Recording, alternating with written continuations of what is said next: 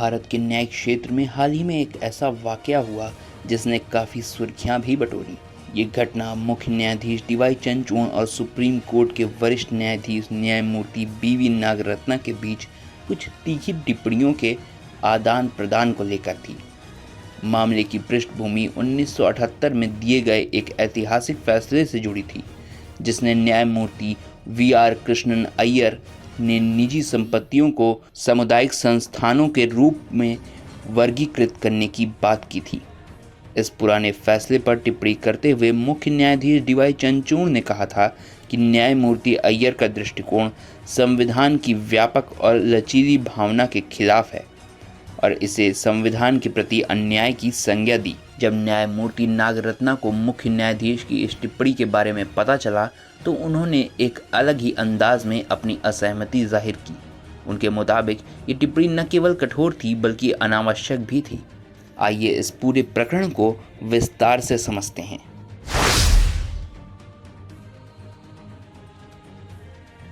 न्यायमूर्ति नागरत्ना ने मुख्य न्यायाधीश की टिप्पणी पर खुलकर अपनी असहमति व्यक्त की। उन्होंने कहा, ये कहना कि न्यायमूर्ति अय्यर का विचार संविधान के खिलाफ था, न्यायमूर्ति अय्यर जैसे वरिष्ठ न्यायाधीशों की सोच का अपमान है। उन्होंने तर्क दिया कि केवल इसलिए कि आज के समय में वैश्वीकरण और उदारीकरण की नीतियां अपनाई जा रही हैं, इसका मतलब ये नहीं कि उस समय के जजों की समाजवादी सोच को संविधान के प्रति अन्याय कहा जाए। न्यायमूर्ति नागरत्ना ने न्यायमूर्ति अय्यर और चिन्नप्पा रेड्डी का नाम लेकर कहा कि ये दोनों न्यायाधीश हमेशा से ही मानवीयता और न्याय के लिए अपने न्यायिक दृष्टिकोण के केंद्र में रहते थे। उन्होंने कहा कि ये कहना गलत होगा कि उन न्यायाधीशों का दृष्टिकोण एक संकीर्ण आर्थिक सिद्धांत पर आधारित था। उनका दृष्टिकोण न्यायिक संवेदनशीलता और संवैधानिक प्रतिबद्धता का प्रतिनिधित्व करता था।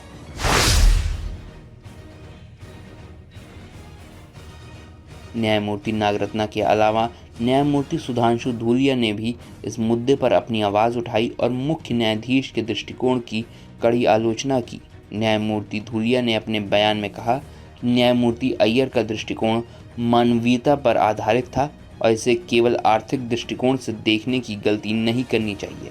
उन्होंने आगे कहा कि न्यायमूर्ति अय्यर और न्यायमूर्ति चिन्नप्पा रेड्डी का दर्शन उस समय के जजों के संवेदनशील और सामुदायिक न्याय की भावना का प्रतीक था। उन्होंने कहा, किसी व्यक्ति के निर्णय में केवल आर्थिक दृष्टिकोण को देखकर उनकी सोच को कठोर कहना अनुचित है।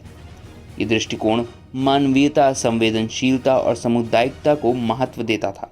न्यायमूर्ति धूलिया ने यह भी कहा कि इस प्रकार की टिप्पणियां उस युग के जजों के योगदान को कम आंकने जैसी हैं, जो हमारे न्याय के इतिहास के लिए ठीक नहीं है।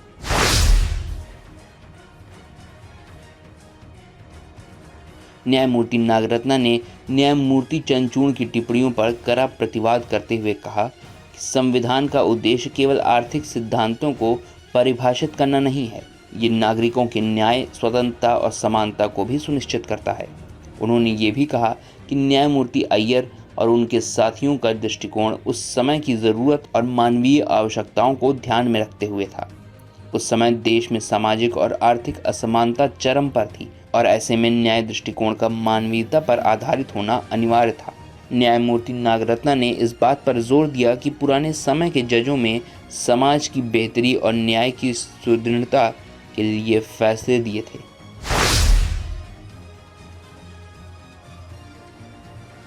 मुख्य न्यायाधीश डीवाई चंद्रचूड़ ने अपनी टिप्पणी में कहा था कि न्यायमूर्ति अय्यर का दृष्टिकोण संविधान के लचीलेपन के विपरीत था, क्योंकि उन्होंने निजी संपत्तियों को सामुदायिक संस्थान मानकर एक निश्चित आर्थिक दृष्टिकोण का पालन किया। उनके अनुसार न्यायालय का कार्य केवल आर्थिक नीतियां तय करना नहीं है, बल्कि संविधान की भावना का पालन करना भी है, जो समाज के हर वर्ग के विकास का उद्देश्य रखता है।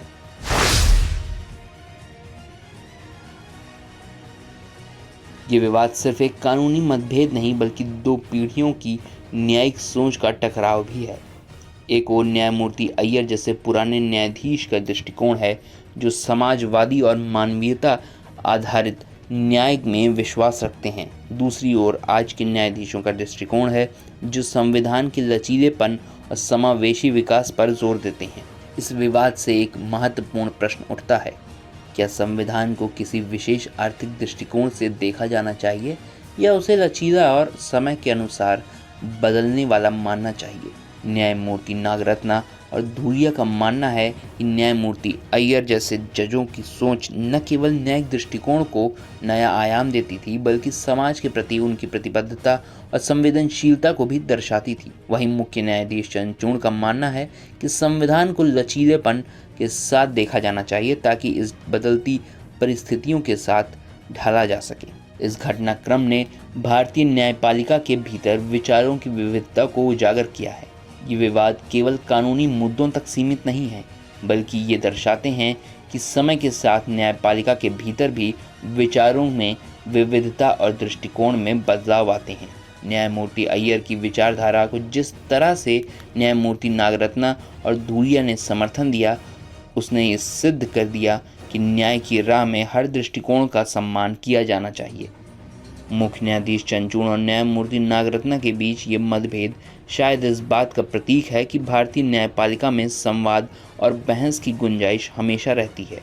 ये विवाद हमें ये भी सिखाता है कि संविधान का उद्देश्य केवल कानून की व्याख्या करना नहीं है, बल्कि न्याय, समानता और स्वतंत्रता को निश्चित करना भी है।